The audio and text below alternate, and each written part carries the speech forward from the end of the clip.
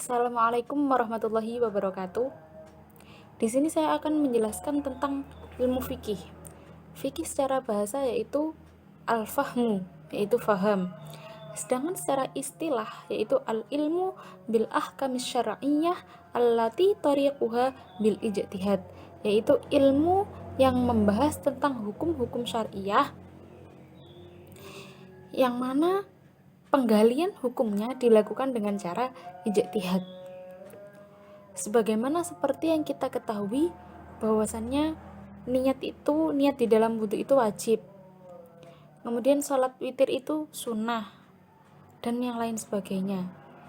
Dari permasalahan ijtihad yang masih terjadi perbedaan pendapat di antara para ulama di dalamnya, berbeda dengan permasalahan qot'iyah atau permasalahan yang pasti, yang tidak ada keglobalan, yang tidak ada jalan di dalam permasalahan untuk menggali hukum tersebut. Jika permasalahan itu, gambarannya jika permasalahan itu diketahui dari dalil-dalil yang pasti. Misalnya seperti sholat 5 waktu itu wajib. Di dalam Al-Quran kan sudah ada waqimus sholah, lakukanlah sholat. Itu kan aqimu, itu kan kata perintah. Kata perintah itu menunjukkan wajib. Kemudian inna syiyama ramadhana wajibun, puasa Ramadan itu diwajibkan, dan yang lain sebagainya. Dan perkara yang sejenis, sesuatu yang sejenis itu masih banyak lagi. Maka permasalahan-permasalahan itu tidak disebut dengan fikih. Tidak disebut dengan fikih.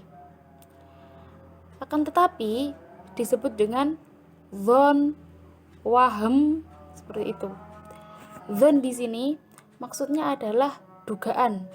Kenapa dzon? Karena permasalahan-permasalahan itu masih diduga. Dan mengenai definisi ini, menurut Imam Haramain, di sana itu masih banyak definisi untuk ilmu fikih. Adapun objek atau tema kajian ilmu fikih yaitu mengerjakan pekerjaan orang mukallaf dari segi halal dan haramnya, dan dari segi hukum-hukum syar'iyah yang dikerjakannya. Kemudian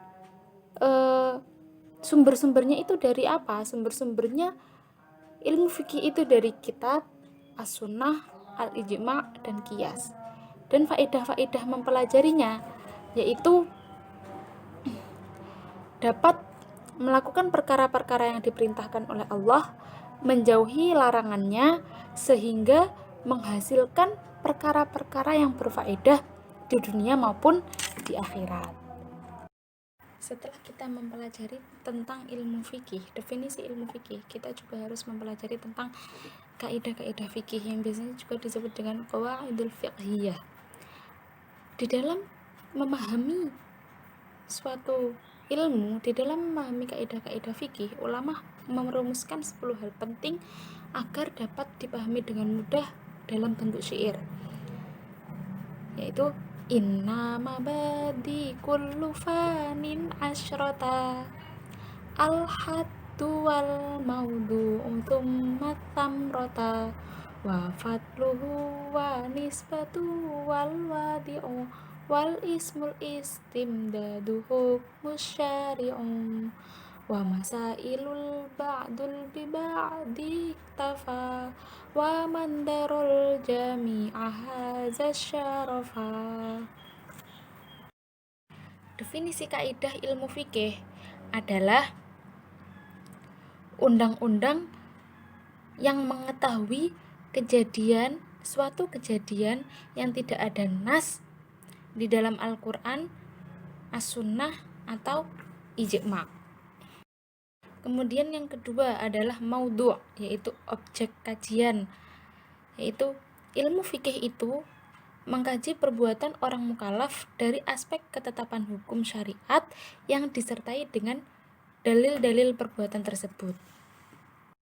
Kemudian yang ketiga yaitu as-samroh, hasil atau manfaatnya dalam mempelajari kaidah fikih, yaitu memberikan kemudahan di dalam menemukan hukum-hukum untuk kasus-kasus hukum yang baru dan tidak jelas nasnya, dan memungkinkan menghubungkannya dengan materi-materi fikih yang lain yang tersebar di berbagai kitab fikih, serta memberikan kemudahan di dalam memberi kepastian hukum, atau singkatnya itu mengembangkan fikih lama dan meringkas fikih lama, seperti itu. Yang keempat adalah keutamaan. Keutamaannya adalah lebih atau paling mulianya ilmu setelah ilmu tauhid adalah ilmu fiqih. Seperti dalam hadis Nabi, "May yuridillahu bihi khairan yufaqqihhu fiddin." Kemudian yang kelima, nisbah atau hubungan ilmu fikih dengan ilmu yang lain. Ilmu fikih itu memiliki hubungan erat dengan Al-Quran, Al-Hadis, akidah, dan akhlak. Kemudian yang keenam adalah perkembangannya. Para fuqaha yang hidup pada abad ketiga dan awal abad keempat Hijriah, salah satunya Imam Abu Thohir Al-Dibasi yang baru mengumpulkan 17 kaidah fikih. Di kalangan tiap madhab ada ulama-ulama yang merupakan tokoh-tokoh di dalam hal kaidah fikih.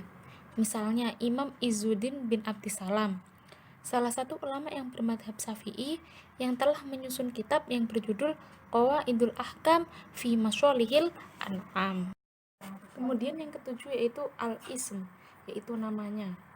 Ada dua nama yang digunakan oleh ulama, yaitu Qawaidul Fiqhiyah dan al-asbah wan nadhair. Kemudian yang terakhir, yang ke-10, contoh-contohnya atau permasalahannya. Di dalam perkembangannya, kaidah-kaidah fikih sekarang apabila diperinci dari kaidah pokok, kaidah di dalam setiap bab-bab fikih sampai kaidah-kaidah yang paling kecil itu tidak kurang dari 500 kaidah fikih. Ada juga ulama yang memperinci berdasarkan ruang lingkup cakupannya. Setidaknya ada 5 ruang lingkup yang mana di situ meliputi keseluruhan bidang ilmu fikih, yaitu yang pertama al-umuru bimaqasidiha, yang kedua ad-dararu yuzalu, yang ketiga al-yaqinu la yuzalu bisyak, yang keempat al-masyaqqatu tajlibut taisir, yang kelima al-adatul muhakkamah. Sekian dari saya. Apabila ada kesalahan mohon dibenarkan, karena kita sama-sama belajar. Al-insanu makanul khata' wan nisyan. Manusia itu tempatnya salah dan dosa. Maka dari itu jika ada kesalahan saya minta dimaafkan dan dibenarkan. Sekian dari saya. Assalamualaikum warahmatullahi wabarakatuh.